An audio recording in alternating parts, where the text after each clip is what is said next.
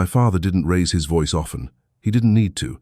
He had a way of cutting through a room with a sentence so clean it left no blood on the floor, just silence. But that morning in courtroom 7B, he didn't bother with precision. She never served. He said each word sharpened by something close to contempt. She stole our name. Every bit of it is a lie. The sound didn't echo. It landed. People turned, not slowly, all at once. A ripple of heads, eyes, pens, pausing mid-note. Someone in the back let out a quiet breath like they'd been waiting for exactly that line. I didn't look at him. I looked at the bench, at the woman seated above us in a dark robe, her posture still, her gaze unreadable. Judge Elira Thorne had been quiet all morning. Not indifferent, there's a difference, but contained like someone holding a door closed against a storm no one else could hear. I didn't flinch. I didn't speak. I just watched her. And I waited, because something in the way her eyes settled on me just for a fraction longer than necessary felt less like judgment and more like recognition. The courtroom smelled faintly of lemon polish and paper that had been handled too many times. Fluorescent lights hummed overhead, a thin electric buzz that never quite disappeared even when people spoke. The air was cold in that institutional way, as if warmth had been deliberately engineered out of it. 6 feet separated me from the people who gave me life. On the plaintiff's side, Magnus Voss, my father, immaculate as always. Charcoal suit, crisp white shirt, tie knotted with practiced ease. His hair was iron gray now, but controlled, swept back in a way that suggested discipline rather than age. Beside him sat my mother Leora, silver pendant, neutral expression, the same posture she used at charity luncheons, board meetings, funerals, appropriate, contained, untouchable. Their attorney stood just slightly forward, a man with coastal polish and the easy confidence of someone who believed the story he was telling was already halfway to being accepted as truth. On the defense side, my side, there was only me. No stack of documents, no legal team flanking me, no carefully tabbed binders, just a deep gray coat, my hair pulled back tight, and my hands folded in my lap so they wouldn't give away the small involuntary tremor that lived somewhere beneath my skin. My uniform wasn't with me. It was folded at home, pressed clean, tucked inside a cedar chest at the foot of my bed. But I could still feel it, the weight of it, the seam of the shoulder patch that had once sat against my arm, the faint ghost of sand that never quite left your memory no matter how many times you washed. Helmand had a smell. Dust and heat and something metallic that clung to the back of your throat. That scent never really leaves you, even here, even now. The bailiff called the case again, voice steady, practiced. Voss versus Voss. A pause followed. Not long, just long enough for the absurdity of it to settle in the room. My father leaned forward slightly, his hand resting on the table as if anchoring himself to something solid. When he spoke again, his voice had lowered, but it hadn't softened. She's built an entire life on a fabrication, he said. Military service that never happened, records that don't exist, benefits she had no right to claim. She has used our name, my name, to give credibility to a lie. His lawyer picked up the thread smoothly. Your Honor, we will demonstrate that the defendant has knowingly misrepresented herself as a United States Army officer. We will show that there is no verifiable record of her enlistment under her Social Security number in any publicly accessible Department of Defense database. We will show financial records, papers slid across the table, a soft, deliberate sound, indicating she has received veteran-related benefits over a period of several years. We will also present witness testimony suggesting a pattern of unstable behavior and attention-seeking narratives consistent with fabricated trauma. The words were clinical, clean. They had been chosen carefully. Unstable, fabricated, attention-seeking. Each one placed exactly where it would do the most damage. I didn't interrupt. I didn't correct him. Silence, I had learned, unsettles people more than argument. It forces them to sit with what they've said instead of pushing against resistance. But to them, my silence meant something else. Guilt, confession, proof. I could feel it in the way people shifted in their seats, in the way a reporter in the second row tilted her head, pen poised, as if she'd already decided which version of the story would be easier to write, because on paper, Lie Father's version made sense. On paper, I didn't exist. I was 18 when I left that house, barely an adult. My head shaved down to something that felt more like a statement than a haircut. I remember standing in the doorway with a duffel bag slung over my shoulder, waiting for something I couldn't quite name. A hug, maybe, or at least acknowledgement. My mother stood in the kitchen, her back partially turned as if the angle itself could soften the moment into something less. His chair. "Just don't embarrass us," he said, not looking away from the paper in his hands. That was it. No ceremony, no pride, no question about where I was going or why. I told myself it didn't matter, that I was stepping into something bigger than that house, bigger than their approval, that one day I would come back with something they couldn't dismiss. I didn't understand then that dismissal wasn't about evidence, it was about willingness. And my father had never been willing to see me as anything other than a deviation from the version of a daughter he found acceptable. "Miss Voss," the judge's voice cut gently through the room, bringing me back. It wasn't loud. It didn't need to be. "Yes, Your Honor," I said. My voice sounded steady, even to me. "You've chosen to represent yourself in this matter." "Yes, ma'am." A slight nod. No judgment in it. Just acknowledgement. "And you understand the nature of the allegations being made against you?" "I do." Another pause. She studied me then, not the way the others had, scanning for weakness, for cracks, but as if she were placing something, aligning it with a memory just out of reach. "Very well," she said finally. "We'll proceed." The prosecution continued. More documents, more language designed to sound definitive, no photographic evidence of service, no discharge papers available for independent verification, no commanding officer willing to come forward under her name. Each point landed like a nail being driven into something already assumed to be true. They were building a picture, a woman who had come back from nowhere with stories no one could confirm, a daughter who had always been difficult now seeking validation through something dramatic enough to command attention. My father didn't look at me. Not once. He kept his gaze forward, his jaw set in that familiar line that used to mean he was disappointed. Now it meant something else. Determination. He believed this. Or maybe belief wasn't the right word. He had decided it was true, and that was enough. During a brief recess, I allowed myself a glance in his direction. He was sipping water from a clear bottle, his posture relaxed, almost satisfied. My mother leaned in slightly, whispering something I couldn't hear. Her hand rested lightly on his arm. They looked like a couple waiting for a verdict they were confident would go their way.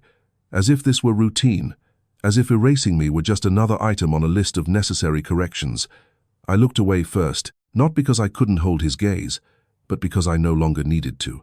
When the session resumed, their attorney stepped forward again, his voice carrying easily. "Your Honor, if the defendant truly served, there would be verifiable evidence.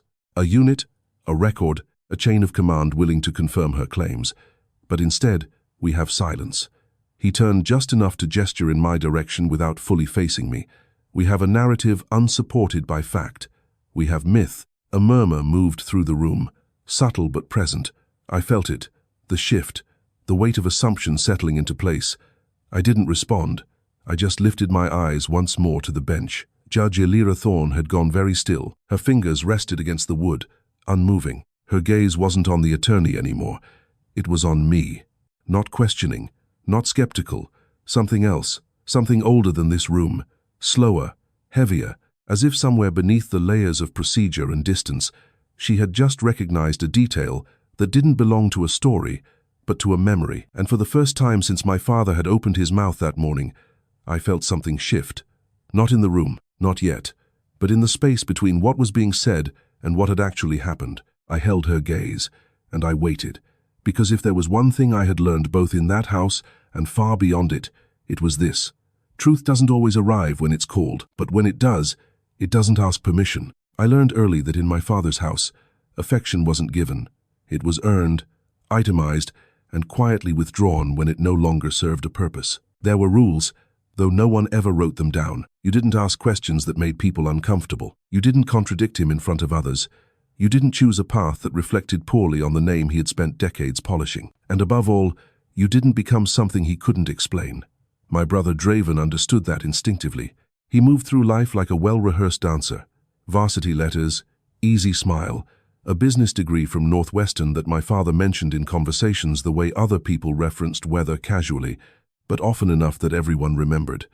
Draven knew how to be seen. I knew how to notice, which in my father's world were not the same thing. I was the one who read too much, asked too many questions, and never quite mastered the art of softening my edges for other people's comfort. In family photos, I stood where I was told, but I didn't lean in. I didn't perform closeness. I didn't feel. That alone was enough to mark me as difficult. By the time I was 16, The gap between what my father expected and who I actually was had widened into something unspoken but permanent. He stopped correcting me, stopped advising, stopped trying. It wasn't acceptance. It was disengagement. When I enlisted, he called it a phase. Rebellion has a way of burning itself out, he told one of his colleagues over dinner, as if I weren't sitting 3 feet away. She'll come back to something more appropriate. Appropriate. It was his favorite word for anything that fit inside his understanding of the world. The army didn't. I didn't enlist to prove him wrong. Not exactly. I enlisted because it was the first thing that felt real, something that didn't depend on his approval or his interpretation, something with consequences that couldn't be negotiated away over a polite conversation.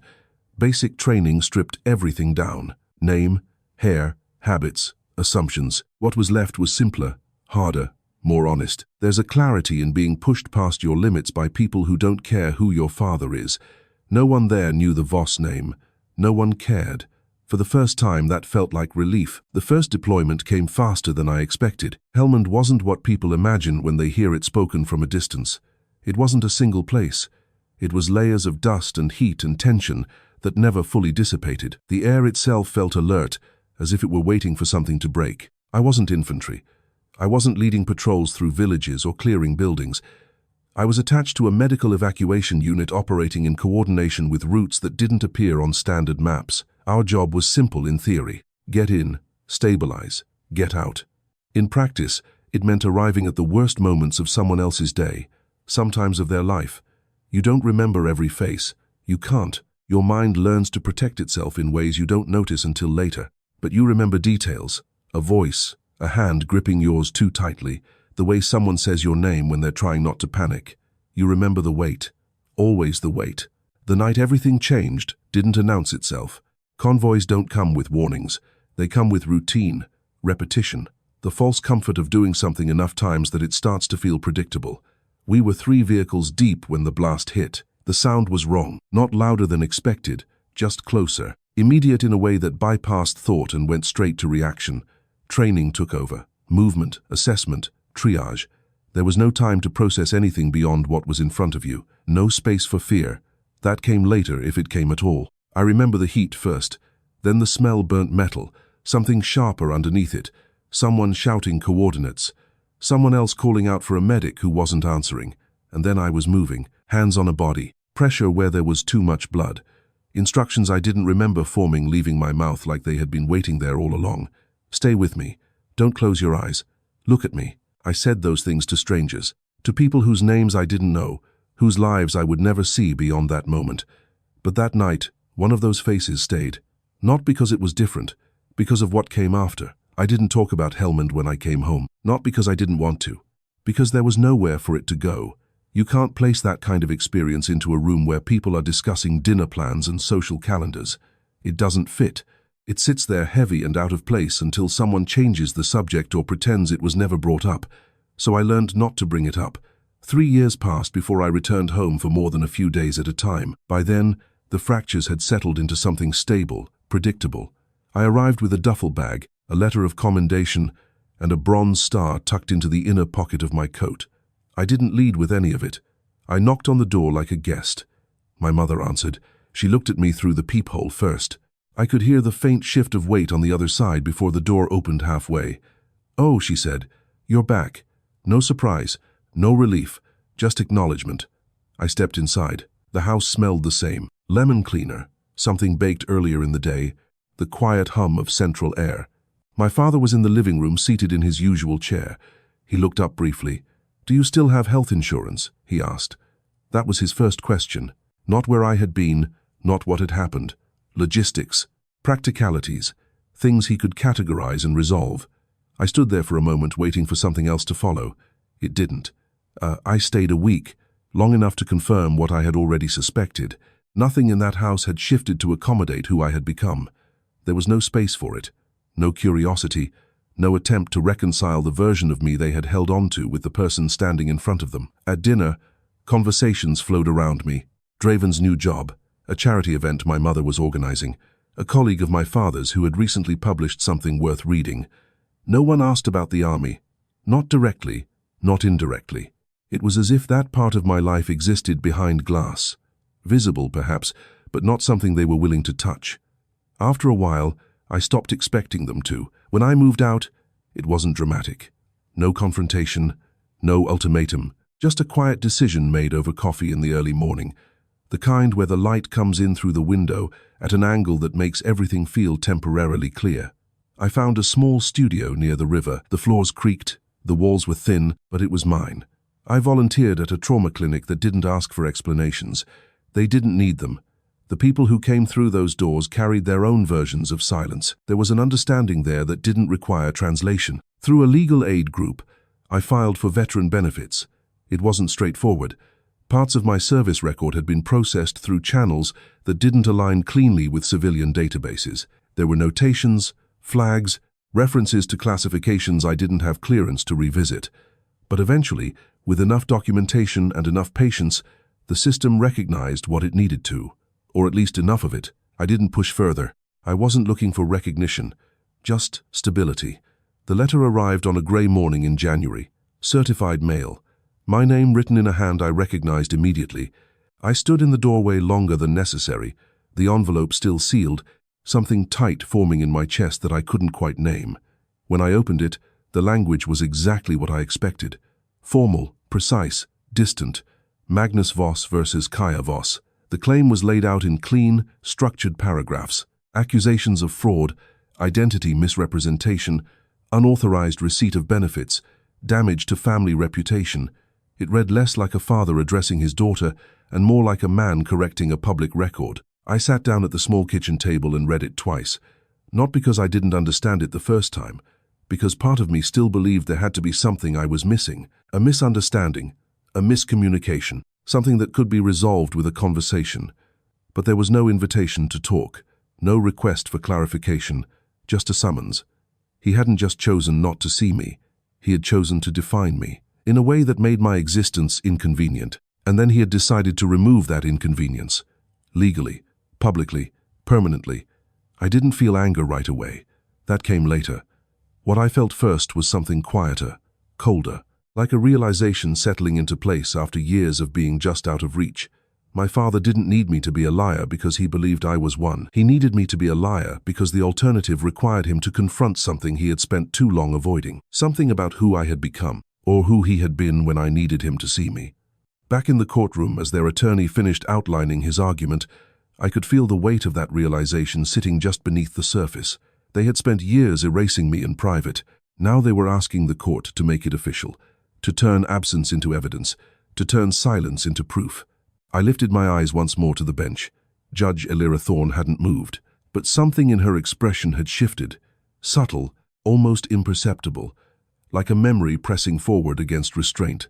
And for the first time since this began, I understood something with complete clarity. My father wasn't the only one in this room who knew more than they were saying. The afternoon light shifted just enough to turn the courtroom windows into pale mirrors, faces blurred against the glass spectators, reporters, the quiet outline of a cousin I hadn't seen since I was 15, everyone watching a story they thought they understood. On paper it was simple, a father correcting a lie, a daughter exposed.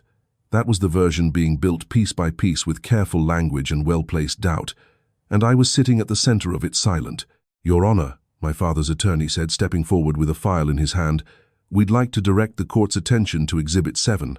He didn't look at me when he spoke. He didn't need to. This is a certified report from a civilian-accessible Department of Defense database. We conducted a search using the defendant's social security number and full legal name.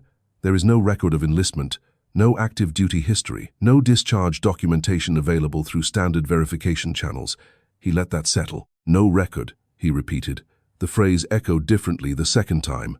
Not just an absence, a conclusion, the kind people were trained to trust. A few heads nodded.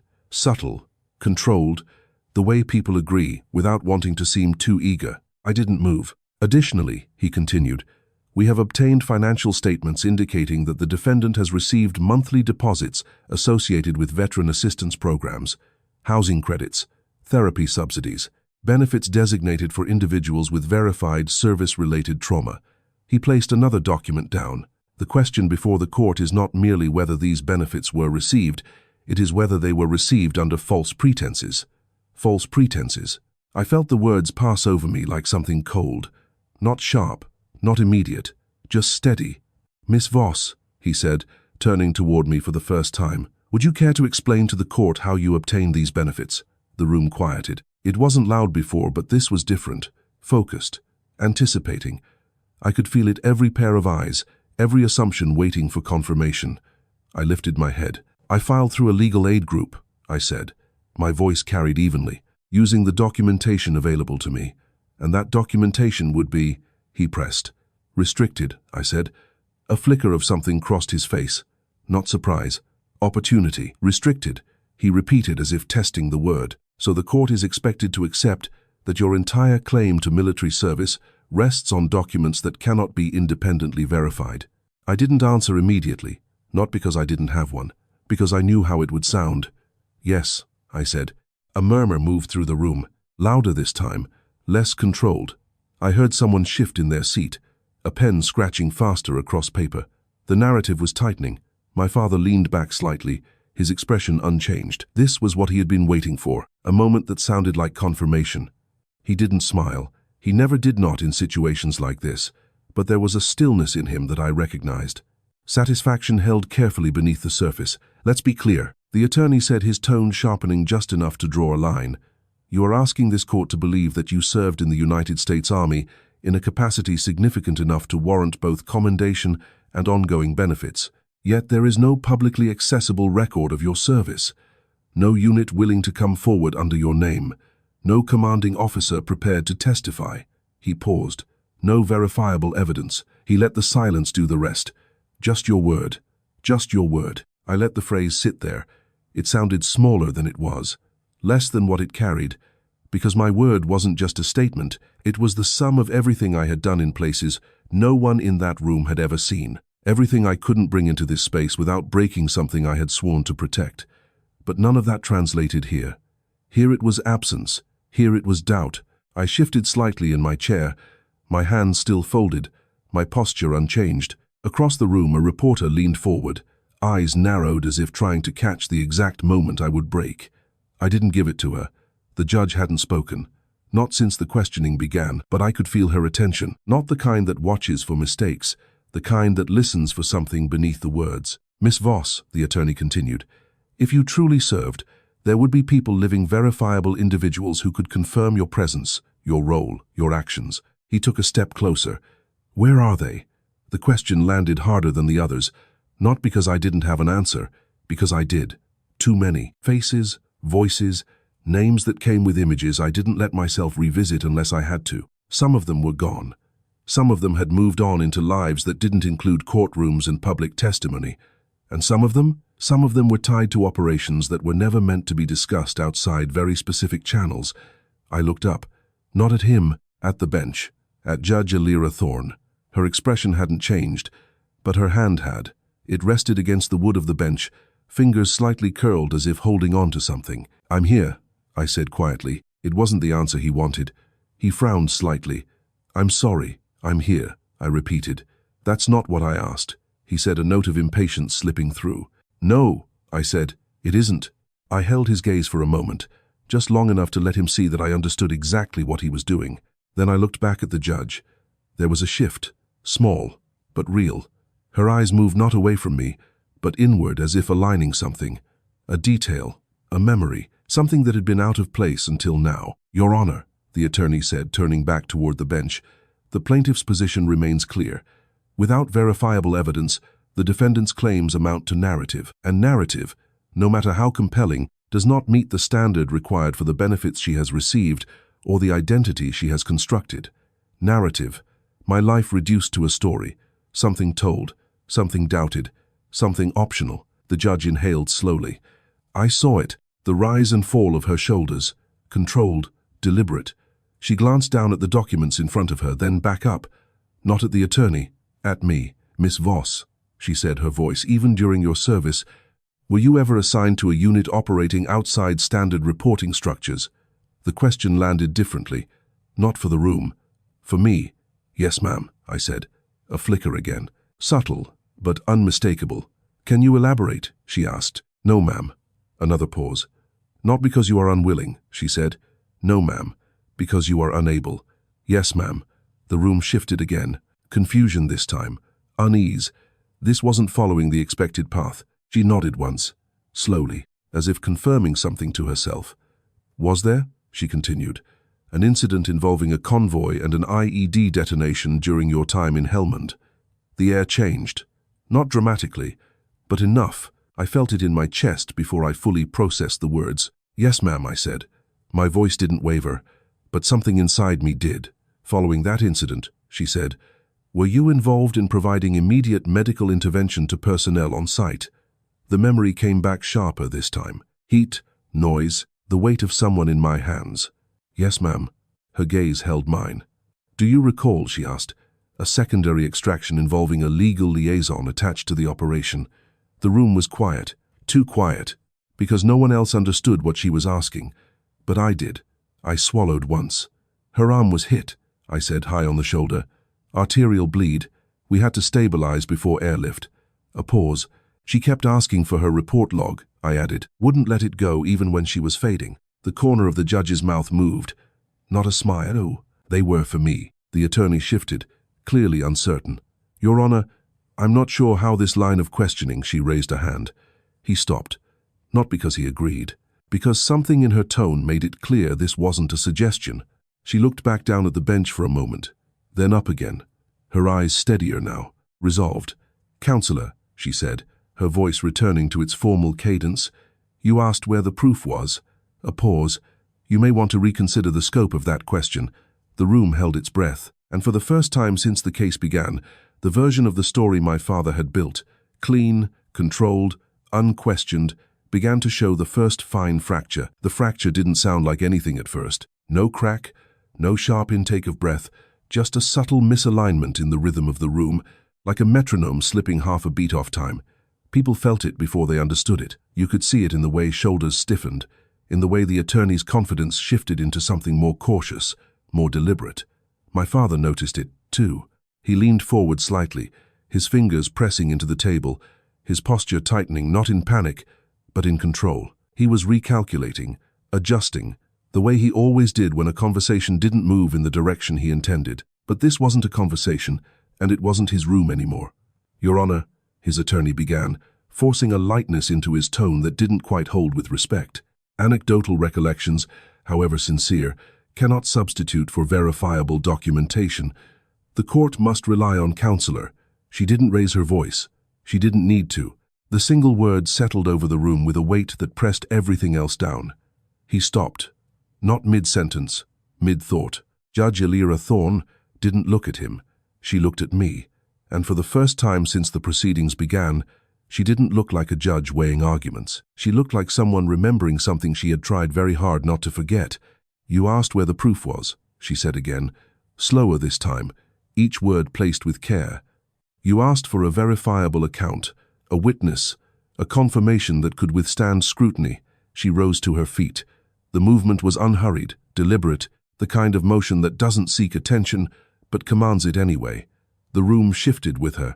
Chairs creaked. Someone in the back straightened instinctively, as if called to attention by something older than protocol. My father's attorney glanced at the clerk, then back at the bench, uncertainty now visible in the tightness around his eyes. Your Honor, if I may. You may not, she said, still calm, still measured, but final. She stepped forward from behind the bench. That alone was enough to break the rhythm of the room. Judges don't do that. They remain elevated, removed, contained within the structure of the proceedings. She didn't. She moved into the space, into the same air we were breathing, and then slowly, she reached for the front of her robe. The fabric was dark, heavy, designed to conceal, to standardize, to strip away individuality in favor of authority. Her fingers found the fastening at the collar. There was a moment, brief, suspended, where no one seemed to understand what was happening, and then she undid it. One motion, clean. She slipped the robe from her shoulders. The sound it made as it fell was soft, almost nothing, but the absence it created, that was loud. Beneath the robe, she wore a simple blouse, sleeves rolled just enough to reveal the line of her forearm. And there, just below the shoulder, where the fabric pulled back slightly as she moved, a scar. Not recent, not clean, old. The kind that doesn't fade completely, no matter how much time passes. the kind that tells a story without needing to be explained. This, she said, her voice steady, is what you're asking me to disregard. No one spoke. No one moved. Even the air felt different, thicker, heavier, as if it were waiting. I did not intend, she continued, to introduce personal history into these proceedings. It is not standard practice, it is not encouraged, and it is not something I take lightly. Her gaze shifted then, from me to my father. For the record, she said, I will clarify the relevance. She took another step forward. Years ago, before I ever wore this robe, before I ever sat on this bench, I was assigned as a legal liaison to a joint operation in Helmand. My role was observational, administrative, detached. A pause. That detachment did not survive contact with reality. I didn't breathe. Not fully, because I knew where she was going, and I knew what it would cost her to say it. There was an incident, she said. A convoy, an IED detonation, immediate casualties. Her hand lifted almost unconsciously toward the scar. I was not meant to be in the primary response zone. I was not equipped for it. I was not trained for it. Another pause, but I was there. Her eyes met mine, and I would not be here now if she hadn't been. The room broke, not into chaos, into silence so complete it felt like something had been removed. Sound, movement, certainty, all of it. Gone. The defendant, she said, her voice tightening just enough to carry something beneath the control, was the first to reach me. She identified the injury, applied pressure, stabilized the bleed long enough for evacuation. She didn't embellish. She didn't need to. She did not ask who I was. She did not hesitate. She did not wait for instruction. A breath. She acted. My father shifted. It was small, barely noticeable, but I saw it. The first crack. Not in the story. In him. I have the scar, she said. I have the medical record, and I have the memory of a young officer who held an artery closed with her hands while everything around us burned. She let that settle, not as a statement, as fact. The woman you have described to this court as unstable, as fraudulent, as attention-seeking, her voice sharpened just slightly, is the reason I lived long enough to become the judge you now stand before. No one wrote. No one whispered. Even the reporters had stopped moving, because this wasn't something you captured in shorthand. This was something you witnessed. My father's attorney opened his mouth, closed it, tried again. Your Honor, with respect, this is highly irregular. Personal testimony of this nature is admissible, she said, when it directly addresses the credibility of the claims being made. She stepped back then, but not behind the bench. Not yet. And if you require documentation, she added, you will receive it. As if on cue, the courtroom doors opened. The sound was quiet, but in that silence, it carried. A clerk entered, moving quickly, but without urgency, a sealed envelope in hand. Delivery for the court, he said. The judge nodded. The envelope was placed on the bench. She didn't open it immediately. She looked at my father, really looked at him, not as a plaintiff, as a man. You have asked this court to determine whether your daughter is who she claims to be, she said. Her voice had returned to its formal cadence, controlled, precise, but there was something under it now, something that hadn't been there before. You have asserted repeatedly and publicly that she has constructed an identity based on fabrication. A pause, and you have done so with conviction. She opened the envelope. Paper slid free, official, stamped, marked in a way that didn't belong to civilian systems. These documents, she said, scanning them briefly, have been released under an emergency declassification order, authorized within the last 12 hours. A ripple moved through the room, sharp this time, uncontained. Service records, she continued, deployment logs, commendations, chain of command verification. She lifted one page slightly, and a field report bearing the signature of the commanding officer present at the Helmand incident, in which aligns with the testimony I have just provided. My father didn't move, not immediately, but something in his posture had changed. The certainty, gone, replaced by something harder to name. Not disbelief, recognition, the kind that comes too late. You asked for proof, she said one last time. Her gaze didn't leave his. You have it. The silence that followed wasn't empty. It was full of everything that had just been said, of everything that could no longer be unsaid. I didn't smile. I didn't speak. I just exhaled, slowly, carefully, as if I had been holding something in place for years and had finally been given permission to let it go.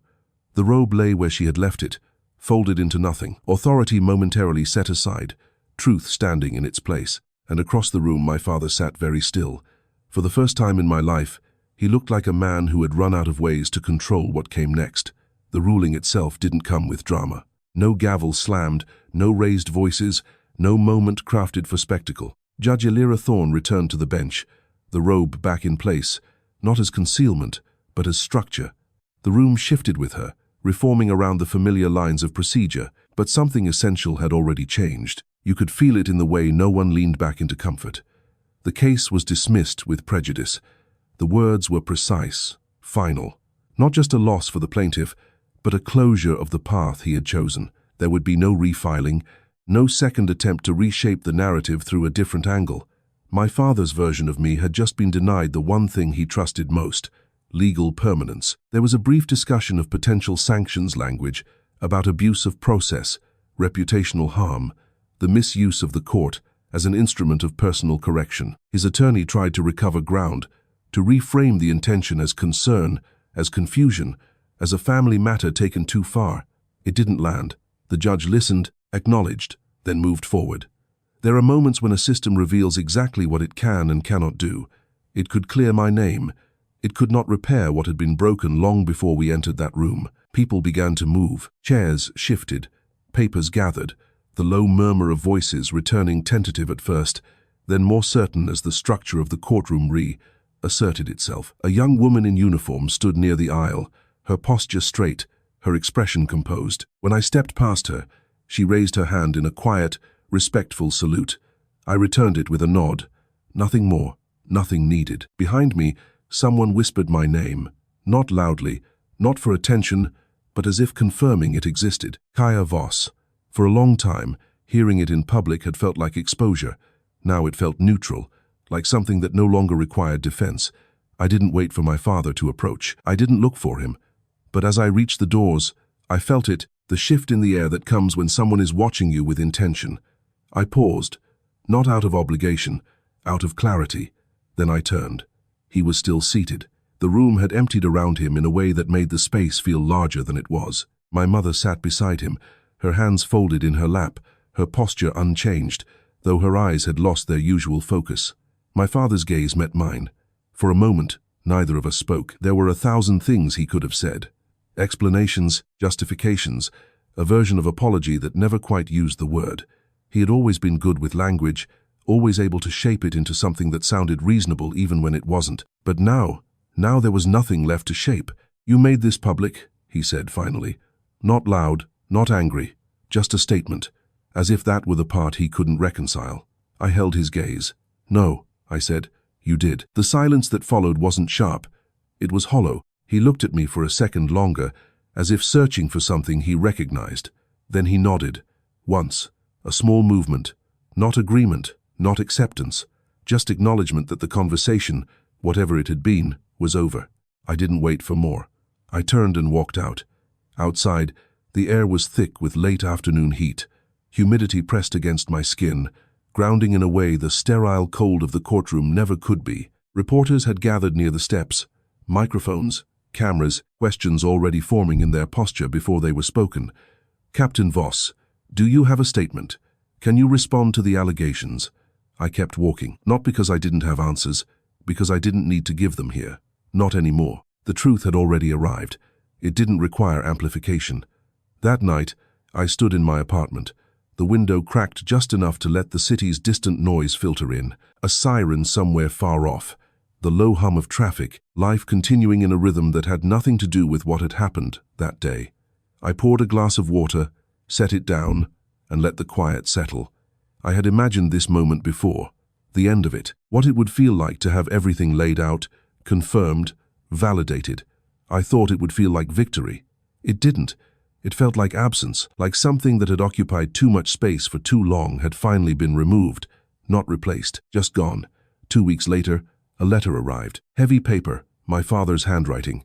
I recognized it before I opened it. Inside, the language was exactly what I expected. Measured, formal. There was mention of regret, of misinterpretation, of the complexities of family dynamics under pressure. He signed it. Magnus Voss. No dad. No attempt to bridge the distance. Just a name. The same way he had addressed me in the lawsuit. I read the first paragraph. Then I stopped, folded the paper, and set it aside. Not out of anger, out of understanding. Some people don't apologize, they revise, and I was no longer interested in revisions. I moved 3 months later. A small house in rural Vermont, just beyond the edge of a forest that seemed to breathe on its own. The kind of place where the air changed with the time of day, where silence wasn't empty, but full of small, steady sounds, whined through trees, water moving somewhere you couldn't quite see. I found work at a regional veterans clinic. No title on the door, no nameplate, just Kaya. Most of the people who came through didn't ask about my past. They didn't need to. They carried their own. The smell of diesel that made someone pause mid-sentence. The way a sudden noise shifted a room without explanation. The quiet understanding that some stories are told in fragments, and some are never spoken at all. I listened. Sometimes that was enough. One evening after a long day, I stepped outside and sat on the bench I had built behind the house. The sky was clear.